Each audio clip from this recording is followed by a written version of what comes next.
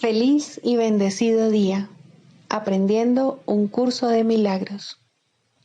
El secreto de la verdadera oración es olvidarte de las cosas que crees necesitar. Pedir algo específico es igual que ver el pecado primero y luego perdonarlo. Del mismo modo, al orar pasas por alto tus necesidades específicas, tal como las ves, y las dejas en manos de Dios. Ahí se convierten en los regalos que le haces, pues le dicen que no antepondrás otros dioses a Él, ni que quieres otro amor que el suyo. Este libro es un comienzo, no un final.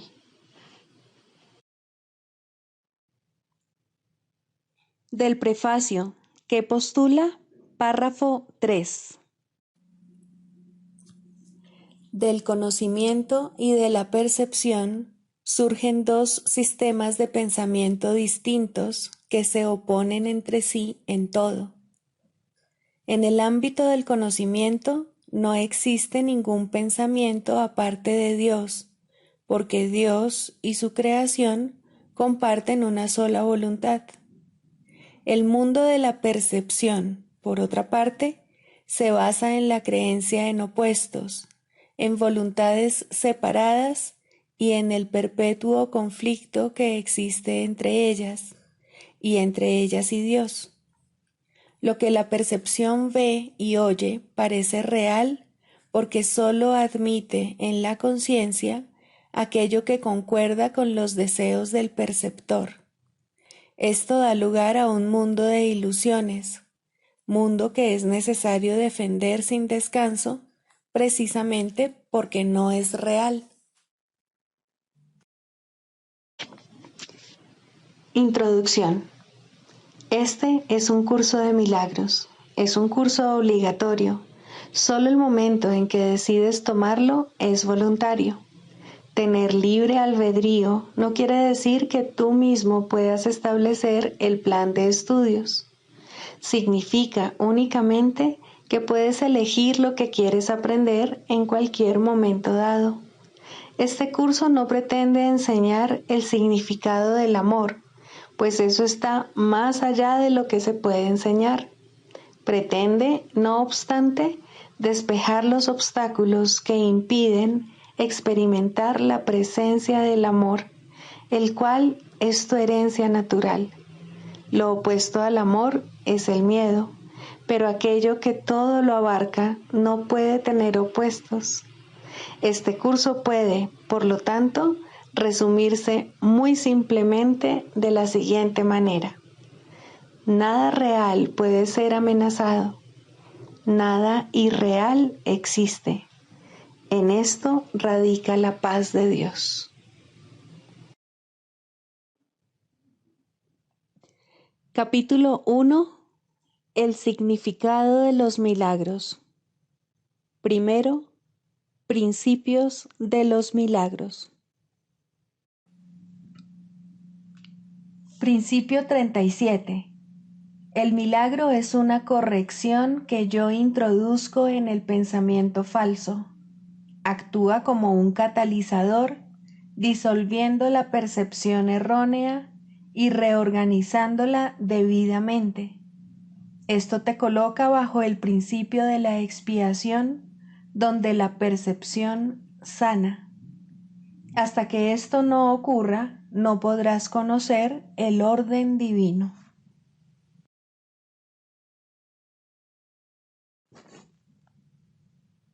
Capítulo 11.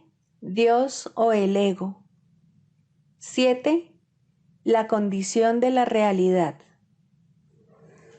El mundo que tú percibes no pudo haber sido creado por el Padre, pues el mundo no es tal como tú lo ves.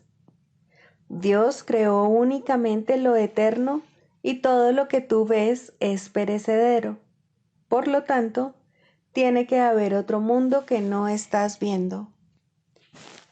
La Biblia habla de un nuevo cielo y de una nueva tierra, mas esto no puede ser cierto en un sentido literal, pues lo que es eterno no puede volver a ser creado.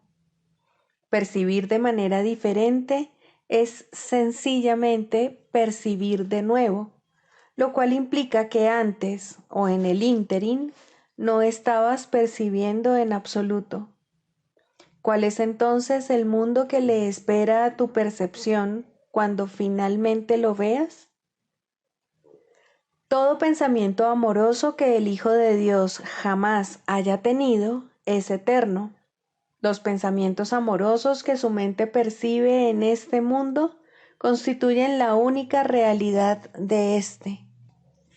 Siguen siendo percepciones porque él todavía cree estar separado, mas son eternos porque son amorosos, y al ser amorosos son semejantes al Padre, y, por lo tanto, no pueden morir. El mundo real ciertamente se puede percibir. Lo único que ello requiere es que estés dispuesto a no percibir nada más.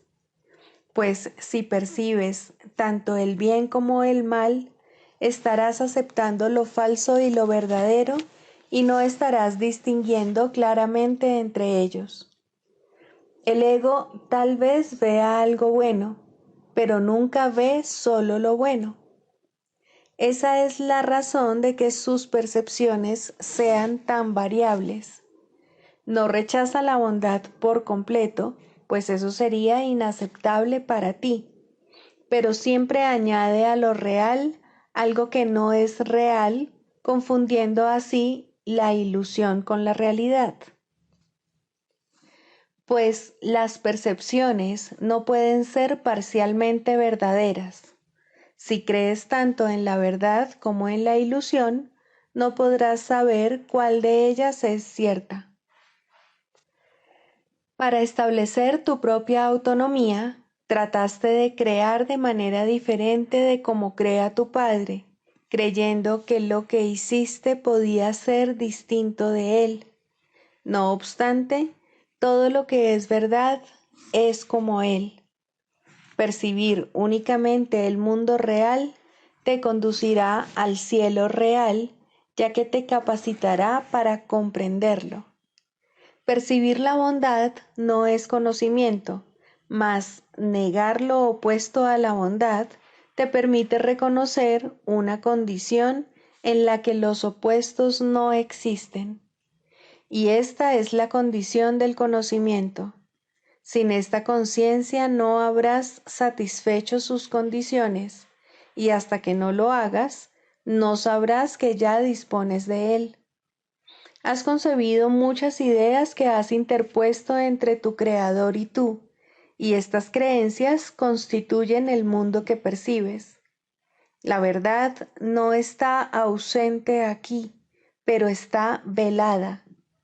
No sabes cuál es la diferencia entre lo que tú has fabricado y lo que Dios creó, y de este modo no sabes cuál es la diferencia entre lo que tú has fabricado y lo que tú has creado.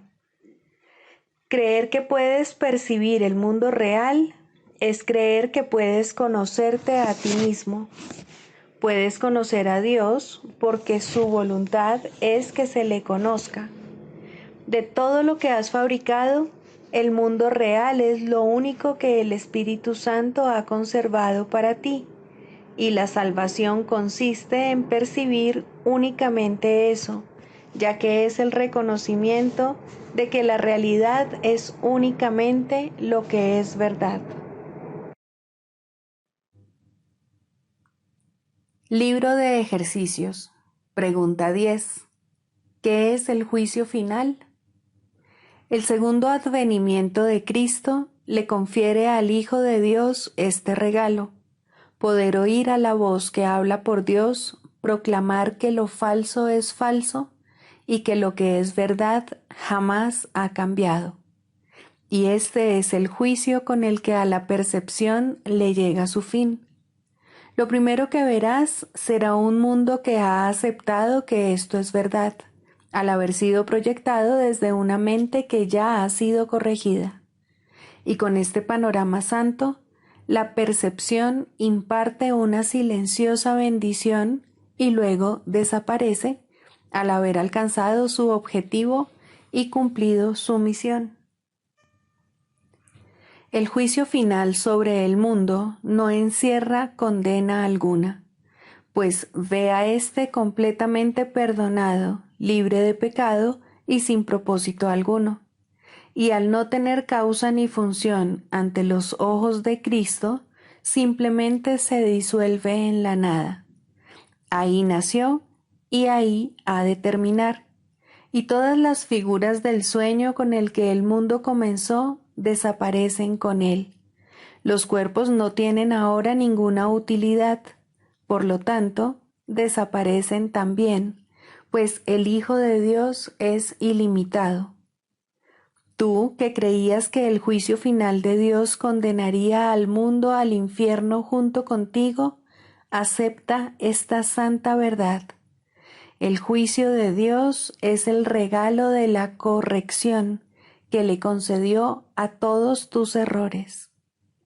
Dicha corrección te libera de ellos y de todos los efectos que parecían tener. Tener miedo de la gracia redentora de Dios es tener miedo de liberarte totalmente del sufrimiento, del retorno a la paz, de la seguridad y la felicidad, así como de tu unión con tu propia identidad. El juicio final de Dios es tan misericordioso como cada uno de los pasos de su plan para bendecir a su Hijo y exhortarlo a regresar a la paz eterna que comparte con Él.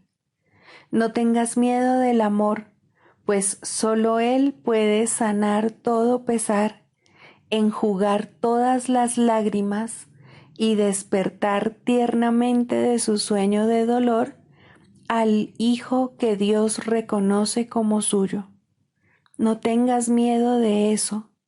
La salvación te pide que le des la bienvenida, y el mundo espera tu grata aceptación de ella, gracias a lo cual Él se liberará. Este es el juicio final de Dios.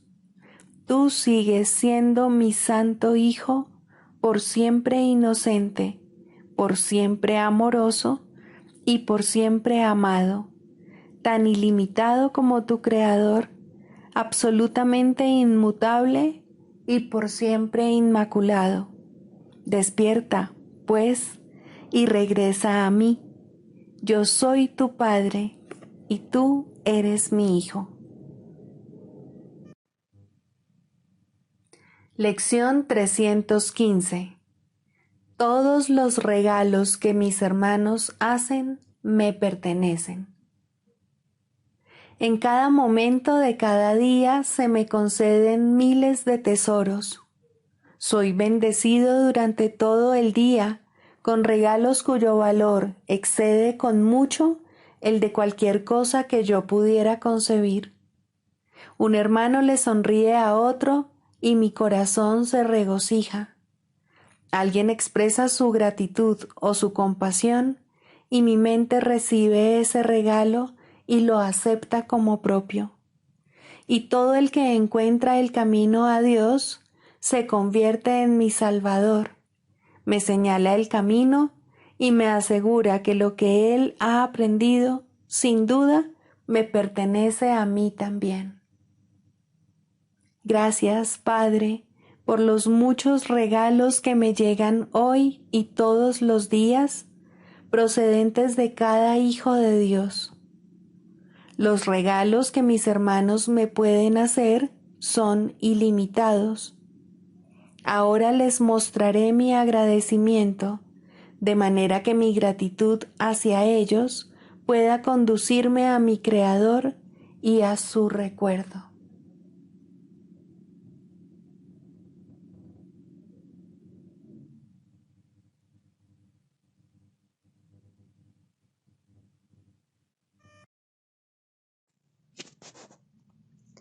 Del Manual para el Maestro, pregunta 4.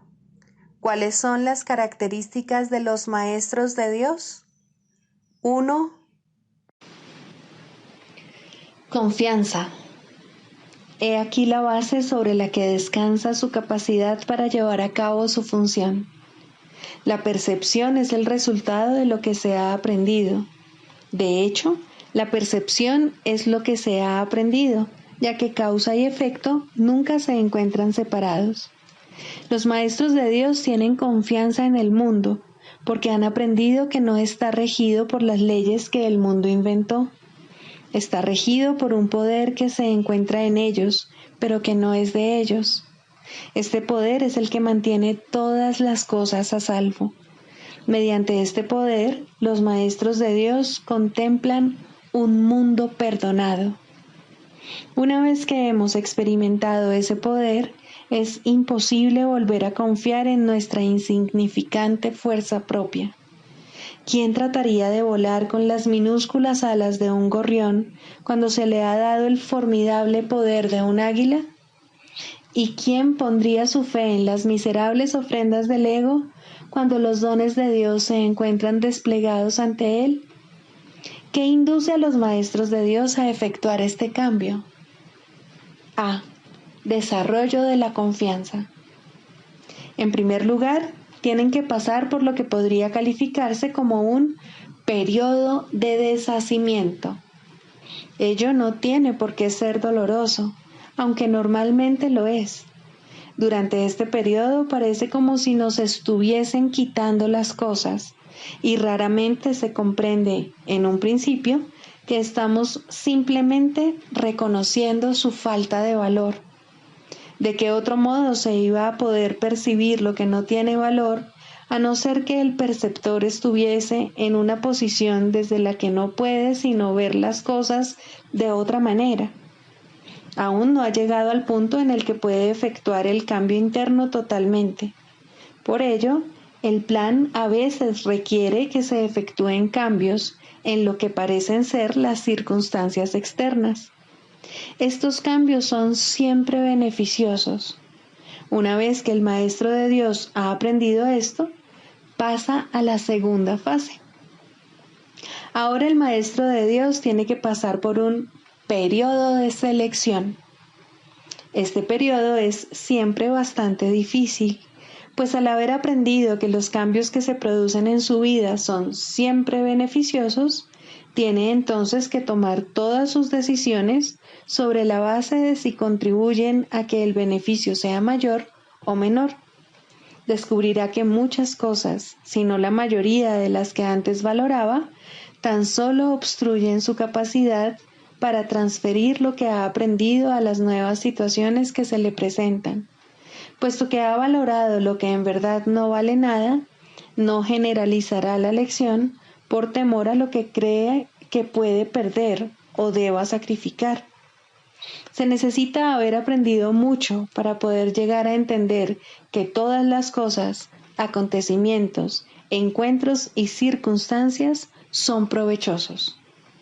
Solo en la medida en que son provechosos, deberá concedérseles algún grado de realidad en este mundo de ilusiones. La palabra valor no puede aplicarse a nada más. La tercera fase por la que el Maestro de Dios tiene que pasar podría llamarse periodo de renuncia. Si se interpreta esto como una renuncia a lo que es deseable, se generará un enorme conflicto. Son pocos los maestros de Dios que se escapan completamente de esta zozobra. No tiene ningún sentido, no obstante, separar lo que tiene valor de lo que no lo tiene, a menos que se dé el paso que sigue naturalmente. Por lo tanto, el periodo de transición tiene que ser un periodo en el que el Maestro de Dios se siente obligado a sacrificar sus propios intereses en aras de la verdad. Todavía no se ha dado cuenta de cuán absolutamente imposible sería una exigencia así. Esto solo lo puede aprender a medida que renuncia realmente a lo que no tiene valor. Mediante esa renuncia, aprende que donde esperaba aflicción, encuentra en su lugar una feliz despreocupación. Donde pensaba que se le pedía algo, se encuentra agraciado con un regalo. Ahora llega un periodo de asentamiento. Es este un periodo de reposo en el que el Maestro de Dios descansa razonablemente en paz por un tiempo. Ahora consolida su aprendizaje.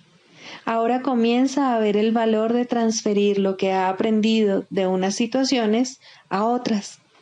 El potencial de lo que ha aprendido es literalmente asombroso, y el Maestro de Dios ha llegado a un punto en su progreso desde el que puede ver que en dicho aprendizaje radica su escape.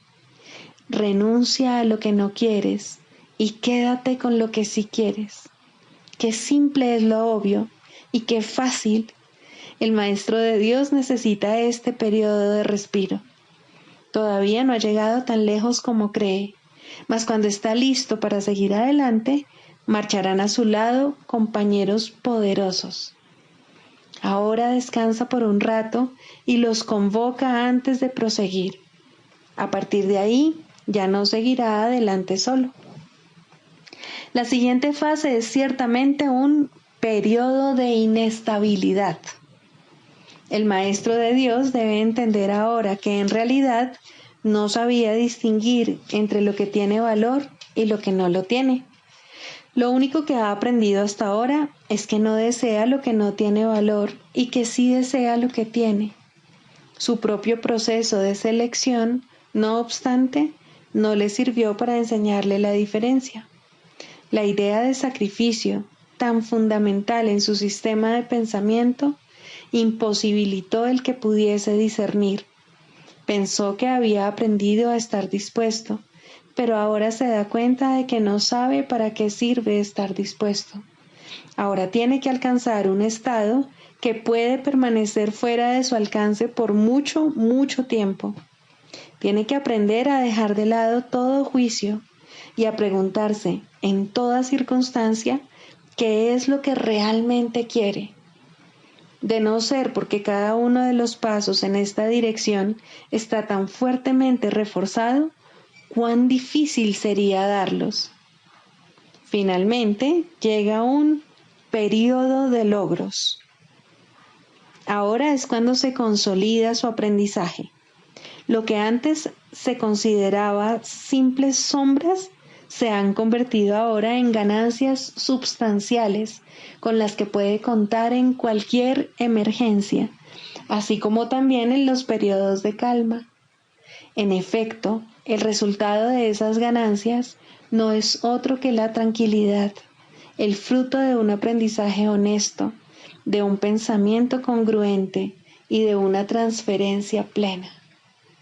Esta es la fase de la verdadera paz, pues aquí se refleja plenamente el estado celestial. A partir de ahí, el camino al cielo está libre y despejado y no presenta ninguna dificultad. En realidad, ya está aquí. ¿Quién iba a querer ir a ninguna otra parte si ya goza de absoluta paz? ¿Y quién querría cambiar su tranquilidad por algo más deseable? ¿Qué podría ser más deseable?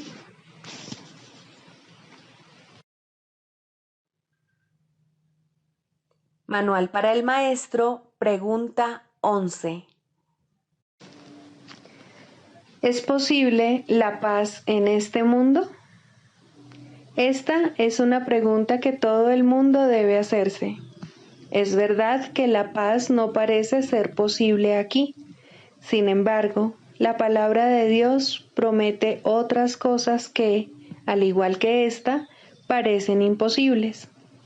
Su palabra ha prometido paz, ha prometido también que la muerte no existe, que la resurrección tendrá lugar y que el renacimiento es la herencia del hombre. El mundo que ves no puede ser el mundo que Dios ama y, sin embargo, su palabra nos asegura que Él ama al mundo. La palabra de Dios ha prometido que aquí es posible la paz y lo que Él promete no puede ser imposible. Mas es cierto que hay que contemplar el mundo de otra manera si es que se han de aceptar sus promesas. Lo que el mundo es ya ha sido determinado. Tú no puedes elegir lo que debe ser, pero sí puedes elegir cómo lo quieres ver. De hecho, eso tienes que elegirlo. Volvemos nuevamente al tema de los juicios. Esta vez, pregúntate qué es más probable que sea verdad, tus juicios o la palabra de Dios. Pues ambos afirman cosas diferentes acerca del mundo y tan opuestas que no tiene objeto tratar de reconciliarlas. Dios ofrece salvación al mundo, tus juicios quieren condenarlo. Dios afirma que la muerte no existe. Tu juicio ve a la muerte como el final inevitable de la vida. La palabra de Dios te asegura que Él ama al mundo. Tus juicios afirman que el mundo no es digno de ser amado. ¿Quién tiene razón? Pues uno de los dos tiene que estar equivocado. No puede ser de otra manera. El texto explica que el Espíritu Santo es la respuesta a todos los problemas a los que tú has dado lugar. Estos problemas no son reales, pero eso no significa nada para los que creen en ellos. Y todo el mundo cree en lo que ha hecho, pues lo hizo creyendo en ello. A esta extraña y paradójica situación, que no tiene sentido ni significado, de la cual, no obstante, no parece que haya forma de escaparse, Dios ha enviado su juicio para reemplazar al tuyo. Con gran ternura, su juicio sustituye al tuyo, y por medio de esa sustitución, lo incomprensible se vuelve comprensible. ¿Es posible la paz en este mundo? En tu juicio no lo es ni lo será nunca, pero en el juicio de Dios, lo único que se refleja aquí es paz. La paz es imposible para los que ven conflictos e inevitable para los que ofrecen paz. ¿Cuán fácilmente, pues, te puedes escapar del juicio que tienes acerca del mundo? No es el mundo lo que hace que la paz parezca imposible. El mundo que ves es lo que es imposible. No obstante, el juicio de Dios acerca de este mundo distorsionado lo ha redimido y preparado para que le dé la bienvenida a la paz. Y la paz desciende sobre él en jubilosa respuesta. Ahora la paz puede estar aquí, ya que ha entrado un pensamiento de Dios. ¿Qué otra cosa sino un pensamiento de Dios podría trocar el infierno en cielo solo por ser lo que es? La tierra se postra ante su presencia, que llena de gracia se inclina en respuesta para elevarla de nuevo. Ahora la pregunta es diferente. Ya no ¿es posible la paz en este mundo? Sino, ¿cómo sería posible que no hubiese paz aquí? Manual para el maestro. Clarificación de términos. 6. El Espíritu Santo. Jesús es la manifestación del Espíritu Santo, a quien Él invocó para que descendiese sobre la tierra después de su ascensión al cielo, es decir, después de haberse identificado completamente con el Cristo, el Hijo de Dios tal como Él lo creó. Al ser el Espíritu Santo una creación del único Creador, y al crear junto con Él y a su semejanza o espíritu, es eterno y nunca ha cambiado.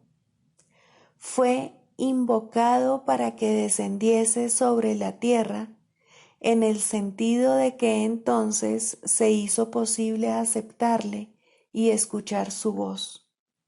Su voz es la voz de Dios y, por lo tanto, ha adquirido forma.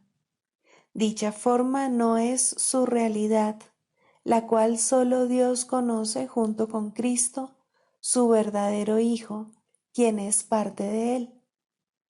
Al Espíritu Santo se le describe a lo largo del curso como aquel que nos ofrece la respuesta a la separación y nos trae el plan de la expiación, al asignarnos el papel especial que nos corresponde desempeñar en dicho plan y mostrarnos exactamente en qué consiste. Él ha designado a Jesús como el líder para llevar a cabo su plan, ya que Jesús fue el primero en desempeñar perfectamente su papel. Se le ha dado pleno poder en el cielo y en la tierra, y lo compartirá contigo cuando tú hayas desempeñado el tuyo. El principio de la expiación le fue dado al Espíritu Santo mucho antes de que Jesús lo pusiese en marcha. Al Espíritu Santo se le describe como el último vínculo de comunicación que queda entre Dios y sus hijos separados. A fin de llevar a cabo esta función especial, Él ha asumido una doble función. Goza de conocimiento porque es parte de Dios, percibe porque fue enviado para salvar a la humanidad. Él es el gran principio corrector, el portador de la verdadera percepción, el poder intrínseco de la visión de Cristo. Él es la luz en la que se percibe el mundo perdonado, en el que solamente puede verse la faz de Cristo. Él nunca se olvida del Creador ni de su creación. Él nunca se olvida del Hijo de Dios. Él nunca se olvida de ti. Te brinda el amor de tu Padre en un eterno resplandor que nunca será extinguido, porque Dios mismo lo depositó ahí. El Espíritu Santo mora en la parte de tu mente, que es parte de la mente de Cristo. Él representa a tu ser y a tu Creador, quienes son uno. Habla por Dios y también por ti, ya que está unido a ambos. Por consiguiente, Él es la prueba de que ambos son uno solo. El Espíritu Santo parece ser una voz, pues de esa forma es como te comunica la palabra de Dios. Parece ser un guía por tierras lejanas, pues esa es la clase de ayuda que necesitas. Y también parece ser cualquier cosa que satisfaga las necesidades que creas tener. Pero Él no se engaña cuando te percibes a ti mismo atrapado por necesidades que no tienes. De ellas es de las que quiere liberarte.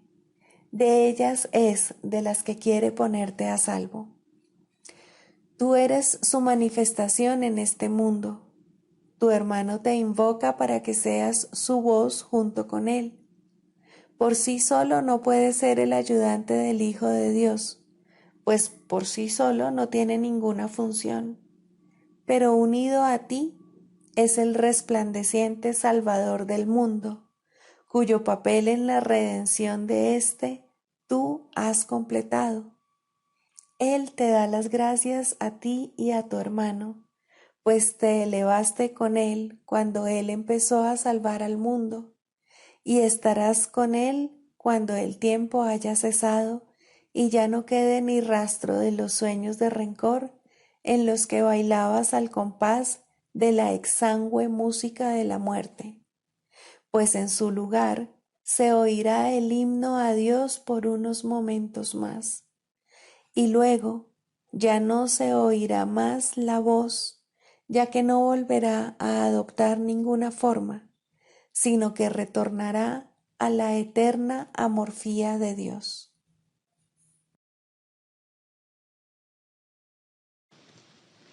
Psicoterapia, segundo. El proceso de la psicoterapia. Introducción. La psicoterapia es un proceso que cambia la visión del yo. A lo sumo, este nuevo yo es un concepto de sí mismo más beneficioso, pero no puede esperarse que la psicoterapia establezca qué es realidad. Esa no es su función. Si logra abrirle paso a la realidad, ha alcanzado su máximo éxito.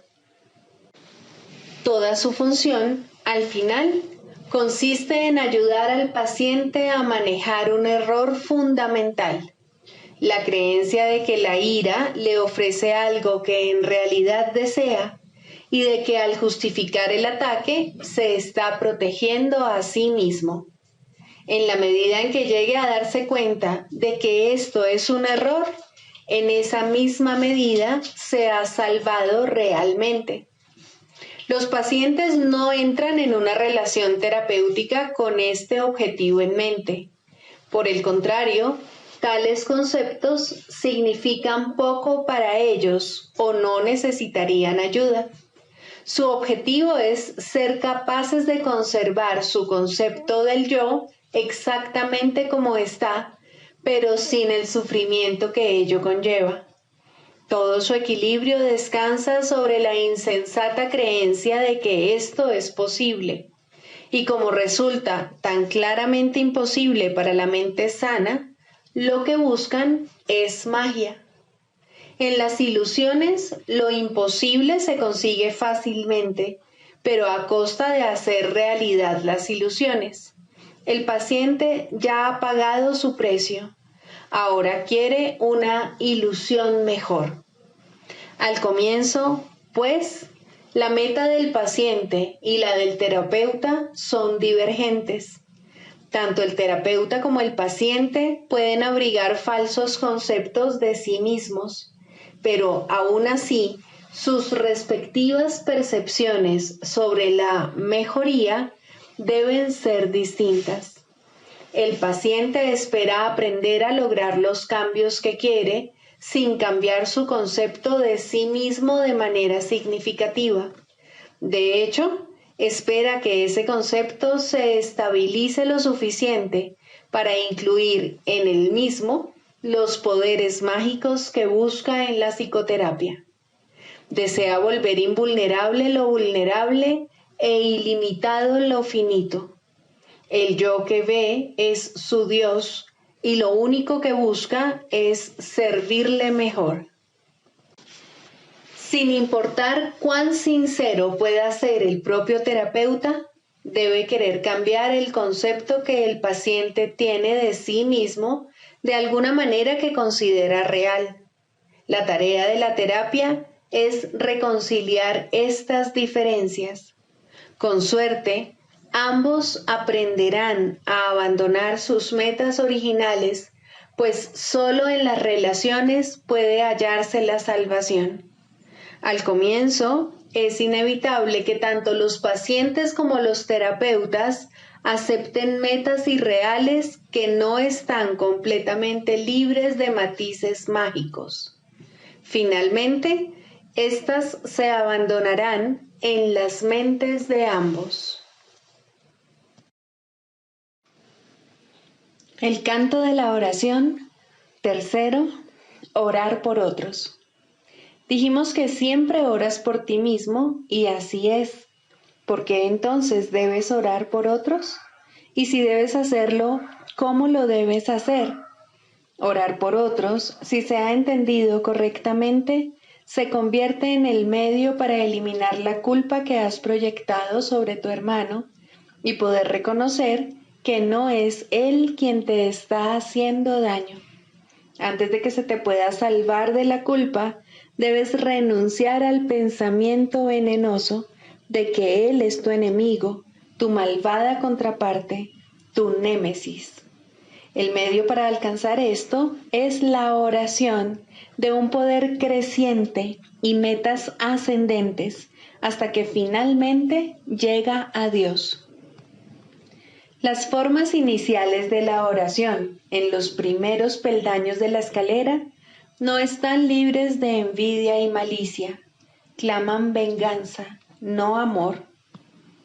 Tampoco proceden de alguien que entiende que son peticiones de muerte hechas con miedo por quienes atesoran la culpa. Invocan a un Dios vengativo y es Él quien parece contestarles. Nadie puede pedir el infierno para otro y él mismo librarse de él. Solo aquellos que están en el infierno pueden pedir el infierno. Pero aquellos que han sido perdonados y han aceptado su perdón, jamás podrían orar de esa manera. En estos niveles, pues, la meta del aprendizaje no es otra cosa que reconocer que la respuesta a cualquier oración será idéntica a la forma en que la oración se hizo. Eso es suficiente. A partir de ahí, el paso a los siguientes niveles será fácil. El próximo ascenso comienza con esto. Lo que he pedido para mi hermano no es lo que querría para mí. Por lo tanto, lo he convertido en mi enemigo.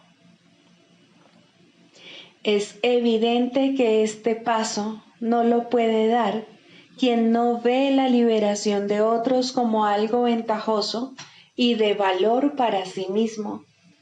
Puede aplazarse por largo tiempo porque puede parecer peligroso en lugar de compasivo. Para los culpables, ciertamente, parece una ventaja tener enemigos y este imaginado beneficio debe desaparecer si es que se ha de liberar a los enemigos.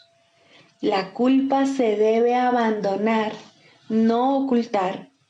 Esto no se puede hacer sin cierto dolor y tener un atisbo de la naturaleza misericordiosa de este paso puede llevar por algún tiempo a un profundo retraimiento en el miedo, pues las defensas del temor son temibles en sí mismas y cuando se reconocen traen el miedo con ellas. No obstante, ¿qué ventaja le ha reportado jamás a un prisionero la ilusión del escape? Su verdadero escape de la culpa radica únicamente en el reconocimiento de que la culpa ha desaparecido. Mas, ¿cómo puede reconocerse esto mientras la oculte en otro y no vea que es la suya propia? El miedo a escapar hace difícil dar la bienvenida a la libertad y convertir a un enemigo en carcelero parece ofrecer seguridad. ¿Cómo, entonces, se le puede librar sin que se apodere de ti un profundo miedo? Has hecho de él tu salvación y tu escape de la culpa. Tu inversión en esta forma de escape es enorme y el miedo de renunciar a ella es grande en verdad. Aquíétate por un instante ahora mismo y piensa en lo que has hecho. No olvides que fuiste tú quien lo hizo y quien puede, por lo tanto, dejarlo ir. Extiende la mano. Este enemigo ha venido a bendecirte. Acepta su bendición y siente tu corazón elevarse y tu miedo desaparecer. No te aferres al miedo ni a él. Él es un hijo de Dios al igual que tú. No es un carcelero, sino un mensajero de Cristo. Sé esto para él, para que él lo sea para ti. No es fácil darse cuenta de que orar para pedir cosas, posición social, amor humano, regalos externos de la clase que sean, siempre se hace para establecer carceleros y ocultarse de la culpa. Estas cosas se emplean como metas que sustituyen a Dios y por lo tanto distorsionan el propósito de la oración. Desearlas es orar por ellas. Uno no necesita pedir explícitamente. La meta de alcanzar a Dios se pierde de vista cuando se va en pos de metas menores de la clase que sean, y la oración se convierte en una petición de enemigos. Incluso en esto se puede ver claramente el poder de la oración. Nadie que desee un enemigo dejará de encontrarlo, mas con igual seguridad perderá de vista la única meta real que se le ofrece.